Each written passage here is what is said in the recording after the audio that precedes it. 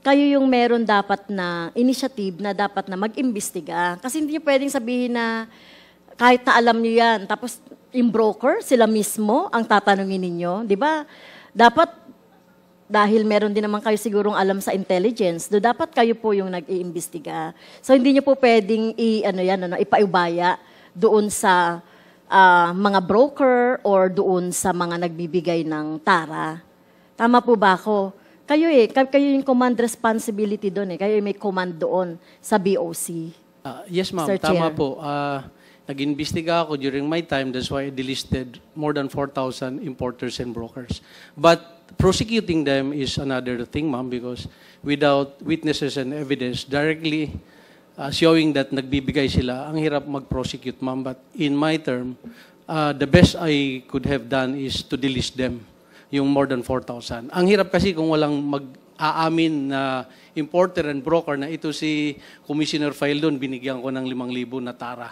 So yun yung panawagan ko since day one, and I still calling all the importers and brokers until today na please come forward, help the country. Isumbong nila yung kasayawan nila, katango nila sa loob ng customs. Because talagang we are losing so much money every day. Yes, mukhang kulang po, Mr. Chair, yung ginawa po ni Chairman Faeldon doon sa meron kayong 4,000 na importers, meron kayong dinilist. Di ba katulad ng ginagawa ng PNP or PIDEA, nagkakaroon ng, ano ba yun, parang siniset up o nagkakaroon ng within. Sa inyo po, paano ba mag-imbestiga kung talagang merong naglalagay or tumatanggap? So, doon sa 4,000 na dinilista nyo at doon din sa mga empleyado ng BOC, wala po kayong na-apprehend. At tingin ko kulang ang ginawa ninyo ang Commissioner, no, doon sa effort ninyo. Kasi this is graft and corruption Pinanatili natin ang graft and corruption by not doing something. O kung meron man kayong ginagawang something, kulang, Mr. Chair. Si Commissioner La Peña. Thank you, Your Honor, Mr. Chair.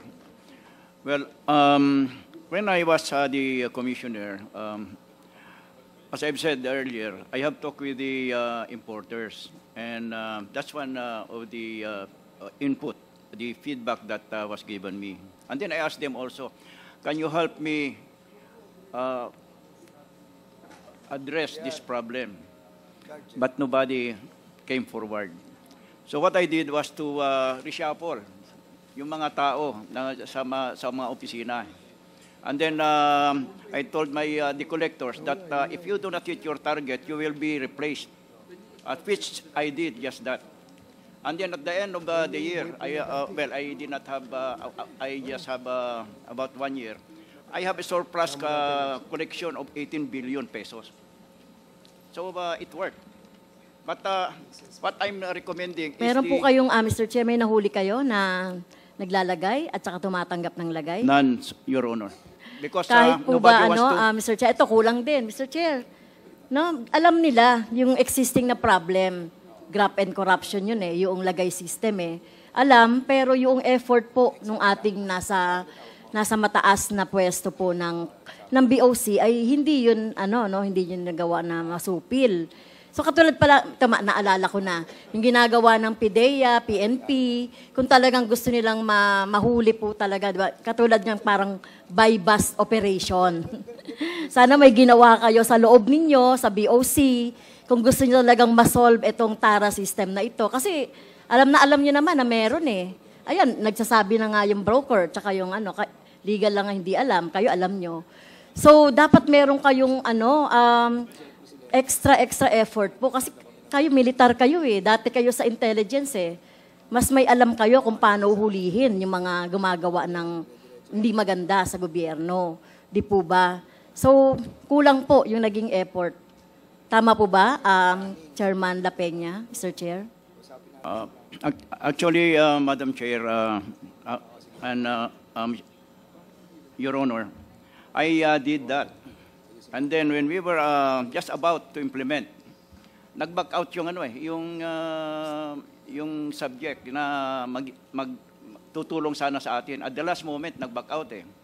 And then I confronted her. Sabi niya, sir, baka yung aking negosyo makompromiso eh. So I understood her. I cannot force her to continue with the project. So that's how it is with the other importers, with the other businessmen, Your Honor. I did it.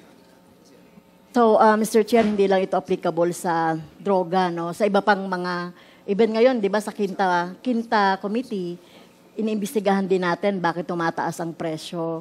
So, mahalagang makita rin talaga natin dito yung mahalagang papel ng BOC, no, dito sa pag-apprehend sa mga, katulad ng mga nagbibigay ng tara or tumatanggap ng tara. Kasi talagang, kahit na sino tanungin nyo, alam naman yan eh, na may nangyayaring lagayan sa BOC. Kaya lang hindi yan mapigil at hindi yan masawata. Kasi kahit na kayo po, nasa BOC, na quote-unquote, parang natotolerate natin na wala tayong ginagawang extra effort para matigil ito. Siguro pagdating ni Commissioner Rubio, tanungin din natin ano yung nangyayari ngayon. So, yun po. Mr. Chair, yan na po yung last na question. Okay, thank you, Congresswoman Franz Castro. Clarification lang, Attorney Langkay, simula nung 2009 na napasok ka sa Customs, nasa legal department ka na? Yes, sir. So you've never been a deputy port collector ng Manila Port? Hindi po. Never? Never. Are you sure? Yes, sir. Sige, okay, thank you. The next to interpolate... Deputy collector, yes, sir. As deputy collector of Port That's of my Manila. question. So you were a deputy collector Yes, for operations, sir. ng operations, Yes, tama? Sir. Yes, sir. So, alam mo na merong tara. Alam mo siguro mayroong tara. Dahil sabi mo kanina, the reason why you don't know because you've been in the legal department. And kinonfirm naman kanina ni Taguba na hindi kasama sa listahan ng bibigyan ng tara, yung legal. Pero nasa port operations ka eh. Concurrent po ako sa legal service at the same time sa So hindi mo deputy alam collector. yun. Paninindigan mo yun, attorney. Yes, sir. Yes, sir. Sige, salamat. We will go, babalikan natin yon mamaya. So, Mr. Chair, gusto ko lang pong sabihin in manifestation na dahil lang po sa tara system na ito, tumataas ang bilihin ng mga commodities, ng mga important goods. Whether it be rice, lahat. Pero pang rice smuggling tumataas po ang bilihin. Kawawa po ang bayang Pilipino, lalo na ang mga mahihirap tungkol dito. Dahil lang sa tara system na yan. Dapat, mahinto na yan. Tama ba ako, Commissioner Peldon? Dapat mahinto na yan. Yes, Your Honor. Ikaw naman, Commissioner Peña. Yes, Honor. Your Honor. Oo. Ikaw, attorney. At mahinto na, di ba? It should be stopped, Your Honor. Oh. Yun lang po, Mr. Chair. during your time kasi, when you were the Deputy Port Collector of Manila, maraming ukay-ukay. At dumaan sa area nyo. At nang dumaan yan sa inyo, lumusot yan, alam nyong illegal yan. So dahil merong tara. Anyway, babalikan din natin yan. So I have here a list of the members who wish to interpolate. No? Tapos na po si Congresswoman Castro. Now we will recognize Congressman J. Kung Hoon. And then after Congressman Kung Hoon, Congressman Junicio. And then Congressman Gutierrez. And then Congressman Ortega. And then shift na po tayo sa EJK. Ito lang ho yung nag-manifest na magtatanong sila sa topic ng drug. So, Congressman Kung Hoon, if you're not around, so we can call the next interpellator, Congressman Ernix Junicio. Wala rin? So, kung now we proceed with Congressman Rog Gutierrez. You have 10 minutes. Thank you, Mr. Chair. Mr. Chair, kanina na tanong na rin naman po ni our fellow colleagues here, including si Congressman Duistro, most of the questions that we had, mostly we wanted to focus on yung TARA system, and nabanggit naman ni Mr. Mark Taguba, as confirmed by Commissioner Faldon, so far what we have known. Just some points po, no, just to corroborate siguro, I'd like to direct some questions to Mr. Guban, if the committee would hear it. So, Mr. Guban, through the Honorable Chairman, Matanong lang po, no? You two have had an experience in this TARA system. You have insights po. Tama po ba? Yes, Your Honor, Mr. Chair. And this is stemming from your experience as, I believe you were an intel officer po ba? Or ano po yung position niyo dati? I am an intelligence officer, Your Honor. Opo. Just to give us a brighter idea, kasi alam naman po natin, in general terms, yung TARA system would be a way by means yung ating mga brokers, yung mga importers would collude with allegedly with public officers in the customs to bring in goods illegally, either through, I think there's technical smuggling and actual smuggling po, no? These are the usual crimes that would be associated with the TARA system. But I'd just like to ask po, no? Because sa amin po, for example, hindi naman po kami from that industry. We don't understand po yung structure. Yung Bureau of Customs is generally, that's a national body po, no? Pero do we operate like our other agencies na by region po ito? Or ano po yung structure ng BOC? Yes, Your Honor, by district. Like, for example, Your Honor, we have the different districts in Batangas Port, Subic, Davao, Cebu. Then in Manila, we have 2 ports, the Manila North Harbor and the South Harbor. So, Mr. Guban, sorry, makat lang po. No? So, generally, ang agencies po natin, kasi nalalaman natin, for example, when we're talking about DepEd, when we're talking about DOLE, it's geographical po, no? Based on regions, generally, ang ating division. We lump cities and municipalities into provinces, provinces into regions, and regions into the national whole. Pagdating po sa customs, it does not follow yung ating municipalities and city structure po, no? It's depending on the port. Depending on the port, Your Honor. Not exactly the geographical situation, Your Honor. Okay, so ang pinaka-basic structure natin would be district. The port District, Your Honor. Port And district. we're only talking of seaports po ba? Hindi po kasama yung mga airport? Kasama or- po yung airport, Your Honor. International Airport in Clark, Cebu, Mactan International Airport. Then, of course, the NAIA. Okay, and I'm sure our current representative from Customs can confirm naman po, no? This is just general knowledge, tama po? That's correct, Your Honor. So we have districts, collectors district, ano po yung tawag natin dito? District Collector, Your Honor. The District- head of office, Your Honor, on that particular district ay collector, District Collector, Your Honor. The pinaka-basic structure will be yung port, yung districts natin. And then you have the district collector, which is the head. And they report, meron bang regional, meron bang by Luzon, Visayas, Mindanao, or straight to the Bureau? Your Honor, diretso na po yan sa Office of the Commissioner. Okay, so the Office of the Commissioner, which is composed of how many commissioners nga po tayo? 1 Commissioner, Your Honor, and I think this are about 3 Deputy Commissioner and 1 Assistant Commissioner. Yung deputy commissioners po natin, is that by operational area or different, ano? Nationwide, Your Honor. Nationwide, all 3. So 1 commissioner, 3 deputies, and then yung district collectors po natin. Yes, Your Honor. Where does your intelligence office come into play? Your Honor, we have also Deputy Commissioner for Intelligence Group. Then, to CIIS, Customs Intelligence and Investigation Service. Okay. And ano po yung trabaho ng ating intelligence service? Well, of course, Your Honor, we are gathering information who are those brokers and importers na illegally nag-i-import or fraudulently declaring goods na hindi tama at saka yung iba naman ay totally illegal or hindi lang technical smuggling kundi pure smuggling or outright smuggling. So yung target po ng inyong intelligence work is usually in the outside, yung mga those who would collude po, no, yung importers and brokers. Not only, Your Honor, that includes the inside because we are also working against the customs personnel, Your Honor.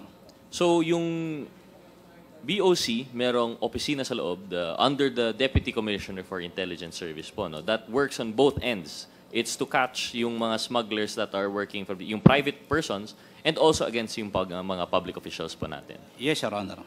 And nabanggit po kanina nung ating legal officer po, no? Of course, the legal office would be more on the, in the name, legal side po, no? Pero sabi niya, tama po ba, Mr. Legal Officer of the BOC, na you mentioned wala kayong administrative case that you're aware of regarding yung TARA system? Yes, Your Honor. Even in the Sandigan, wala po tayong mga cases that you're not aware of mga cases filed against Bureau of Customs? I have a case which was, I think it's entrapment, Your Honor. It was conducted by NBI. But the case was dismissed by the Regional Trial Court. pending admin case. And these were yung cases po regarding yung smuggling po talaga. The entrapment was in relation to Tara particularly. It's a, well, I don't know if I can discuss the circumstances, but it was a kind of a entrapment of a drop-off of a sum of money. Okay, so it's in relation to graft and corruption within the BOC. So, which should be high related because of the field of BOC that would be in the customs industry. We're talking of how the graft is related to yung smuggling and technical smuggling, tama po. That would be the natural case because what other purpose would there be bribery po, no, in the BOC if not to smuggle? That's correct. So in a way, it's related. And sometimes po, we have related yung ating mga drugs cases, which is what brings us here to begin with.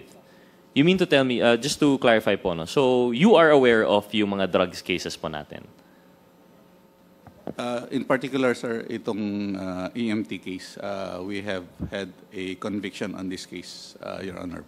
So you've had a conviction in this case. And actually, part of the legal service is kayo po mismo ang nagpa-file ng mga kaso, no?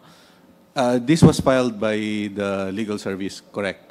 And yeah, this has been, we had obtained a conviction on this case, but still under appeal.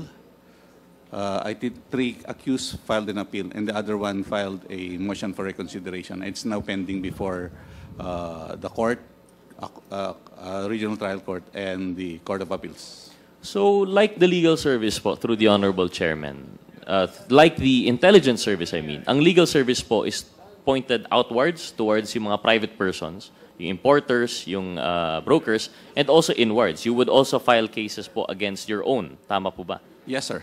Yes, sir. So you mean to tell me po, just to confirm, in the case of Mr. Mark Taguba, in which supposedly yung sa EMT, yung with drugs are now related, and there was a mention of the TARA, you would still say na di nyo po alam na may TARA system? In the EMT case, Your Honor, it's a case of, I suppose it was a case of misdeclaration, and then it was discovered upon source outside of the Philippines, and information came in that a certain shipment contains drugs. So when they acted on that active intelligence, they were able to follow the shipment, and they were able to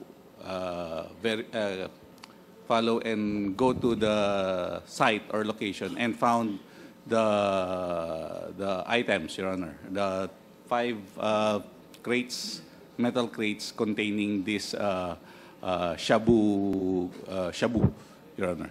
But of course, since you are following this case, the allegations by Mr. Taguba that there is TARA system, that's the first time you've heard of it in your tenure in the BOC. I've heard about the TARA system that was mentioned by Taguba during the Senate inquiry on the matter. I believe I can remember that it was published, it was aired live, Your Honor. Thank you. I'll come back to that na po, no? Or perhaps in the next hearing when hopefully si Commissioner will join us because we want to take the input rin po of the BOC itself. But okay, we'll go back po siguro to Mr. Guban, please. With the indulgence of Chairman Acop. Mr. Guban, so going back to the question po, no, I just wanted to confirm kasi po with legal, yung ano yung organizational structure po nila. And like the intelligence service, they focus both on the outside and inside the BOC. And sa inyo naman po, intelligence service, and you were serving under, is this directly under the Deputy Commissioner for Intelligence? The CIS Director, Your Honor. Kami CIS, mga personnel po, Director po ang nakaka-under sa amin directly. And you operate nationwide po, or are you assigned per district? Per district also, Your Honors. So per district, saan ka na-assigned at your last post? During that time at the Port of Manila. Port of Manila, which is the biggest? One among the biggest, Your One Honor. amongst the biggest. So from your, how many years nga po yun, sir, that you mentioned? Your 17 service years. Around 17 years of service in the BOC. In This BOC. was fully intelligence. Yes, Your Honor. And yung TARA system is nothing new to you. Your Honor, wala pa ako sa Customs. I was with Economic Intelligence and Investigation Bureau before I became an intelligence officer in the Customs. TARA system is already there. And it's always been the same, yung red lane, green lane, yellow lane. Before, Your Honor, wala pa yan, asikuda. I think that was during the time of Commissioner Paraino na nag-modernize, din pinalitan na lang selectivity system because of the computerization. So, I think pagkapatapos ni Commissioner Paraino, then the next commissioner, I think that was Commissioner Morales, unti-unti na po nag-modernize, digitalize na po ang custom. So, ginawa na po yung selectivity system. So, nagkaroon na po niya ng super green lane, green, yellow, red, orange. Well, Mr. Guban, through the Honorable Chairman, kasi nabanggit po earlier when it was being discovered, I think, by Congresswoman Luistro, very particular po no, yung pagbanggit ng TARA together with the expose of Mr. Taguba, na yung TARA po is in relation to the process, may green lane, yellow lane, red lane, and how it's able to ease the inflow of whether it's underdeclared or totally illegal po, no, na smuggled goods. Yun yung na-mention na process. But you mentioned time immemorial. So even before the process of red, green, yellow, even before digitalization, may TARA. What was the very concept of TARA? Kung ganun po. Your Honor, as if na mapabilis ang transaction para yung papel ay bumilis at hindi na masyado higpitan ng personnel. So that is almost the same, Your Honor, partnership. Hindi na examinin ng 100%, maybe 10 or 20%. Then at the same time, wag na lumaan masyado sa X-ray. Saglit na lang, then okay na because of the TARA. Then that is also the time, Your Honor, na hindi mo na ngayon madidetect kung ano ang laman ng container, kung ano ang nasa loob. Kahit na anong ideklara nila, baliwala na po sa mga empleyado ng custom dahil connected or may TARA na. So may per container na. So whether or not the process was in relation to digital or mano-mano or kung ano man previous, merong TARA in the sense na there is influence being peddled to connect private persons to public officers to facilitate yung smuggling. Yun po yung basic na sinasabi. Yes, Your Honor, that is the very basic. But if I'm not mistaken, kayo po ba, Mr. Guban, or si Mr. Taguba, yung nag-mention na may central command?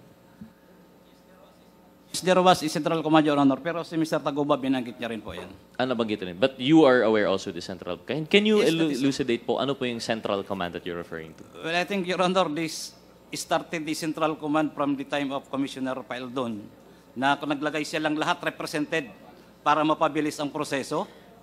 I'm not mistaken, I'm sorry, Your Honor. Pero doon po yun ang central command na sila ang nagbibigay ng go signal to all the districts, including our offices, different offices, kung mali or hahabulin ng container o hindi. Then that was also the experience of Mark Taguba. So it's not innately wrong. Yung central command pala is just a structural thing. That was already part of the structure, Your Honor. Okay, it's a structural thing, but it's the exposure to TARA which lends it to The most abuse. expensive, Your Honor, because it will not be done.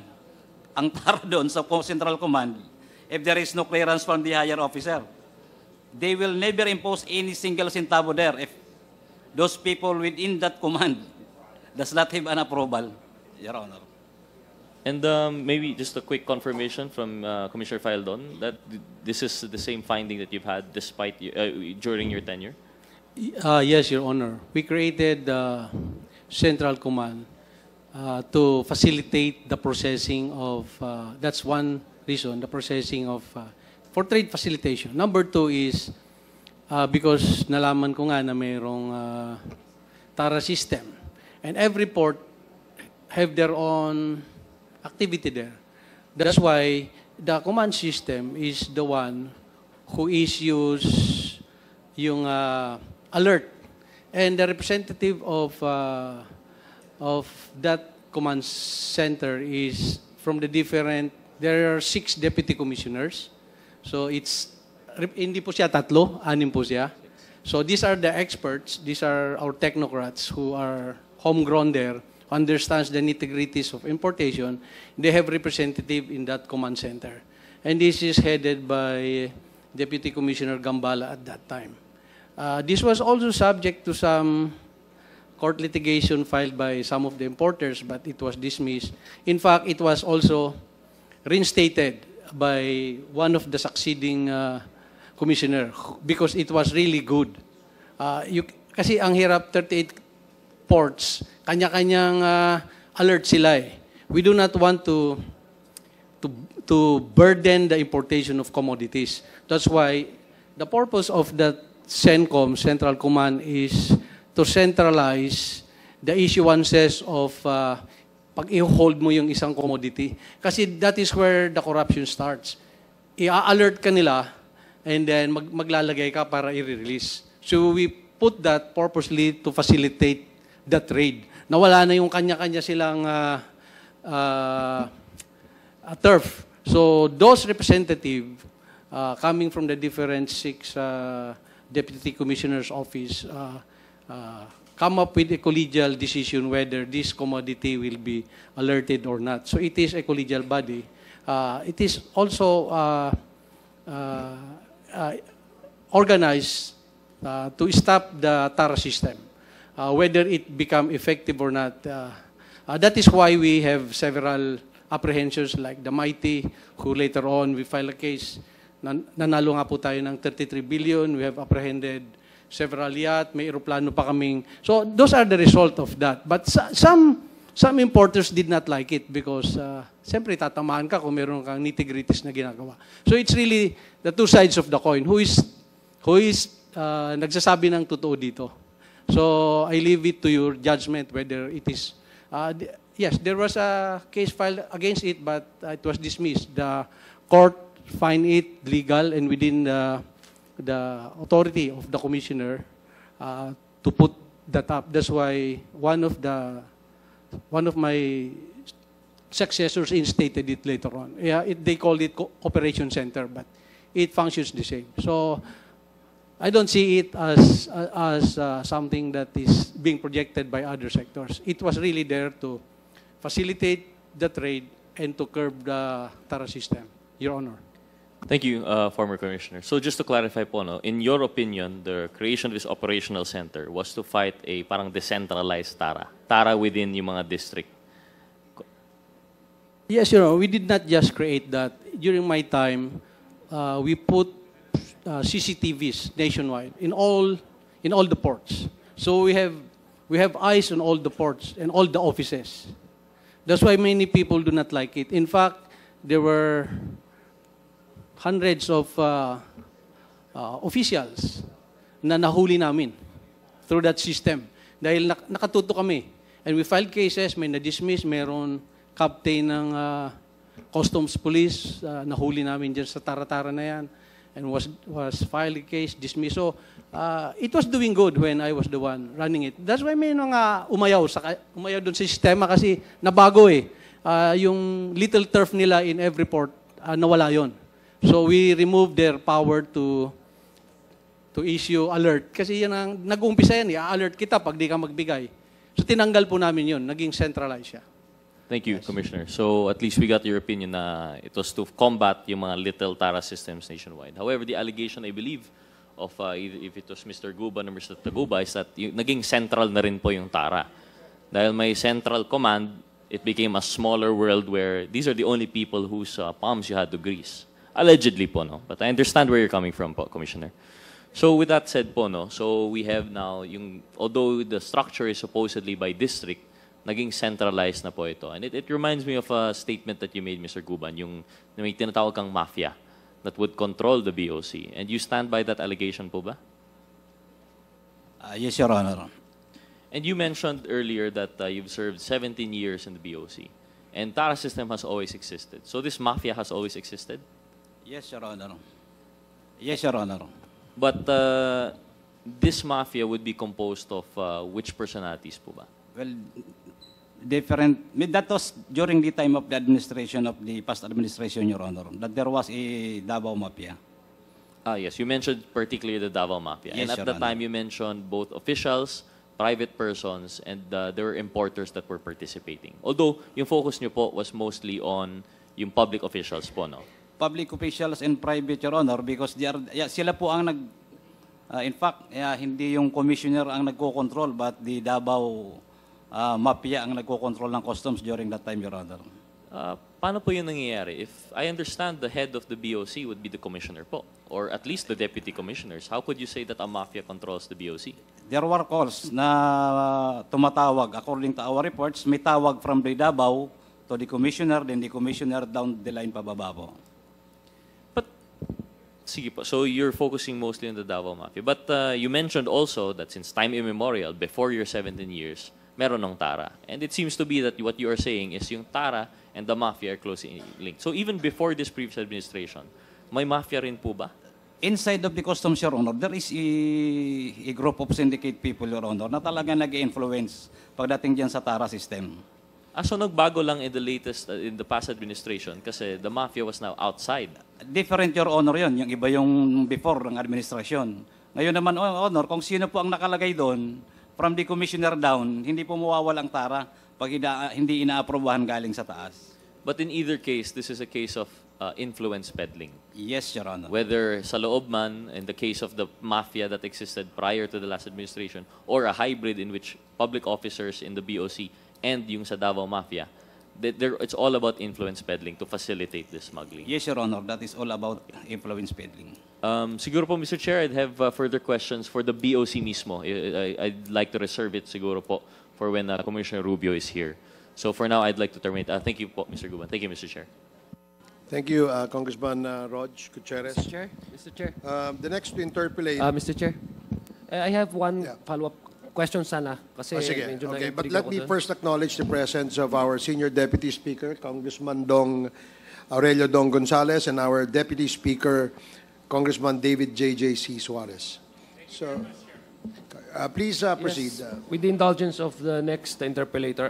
Mr. Guban, sinabi mo yung Davao Mafia and there are several calls made to the customs and you in fact said, kanina lang, I was listening, na hindi actually ang nagko-control sa BOC and Commissioner. Actually, it's the order directly from the Davao Mafia. Would you know, kasi you've mentioned about certain individuals composing the Davao Mafia. Would you know, for example, as an intelligent officer at the time, who makes these calls? Your Honor, who basically orders things around? Your Honor, based on my experience from the call of Davao, like for example, Off mo muna yan. Sige. Okay. Try again. Try mo ulit. wala na. Okay. Yes, hello. Okay. Ay, sorry. Before, Your Honor, I experienced during the time of Commissioner Paeldon na there was an instruction directly to me na i-release mo yung container because there was call from, well, sa bibig niya nang gagaling, from Pulong in Mans. Then Commissioner called the director na get off that container because there was call. Thank you, Mr. Chair. For fairness sake, I'd like to solicit the what would be your position on that? What is your reaction that you that directly from you ordered that sat to, I don't know, kayo ba ho yung yes. I would like to request the resource person who gave the instructions to him. It was not Commissioner Faildon who gave that instruction that accordingly, based on the information you gathered, Congressman Pulong Duterte and Mans Carpio ordered the commissioner to do some things around customs. Tama po ba? Your Honor, to our director. Yes, Your Honor. It was not Commissioner Faildon.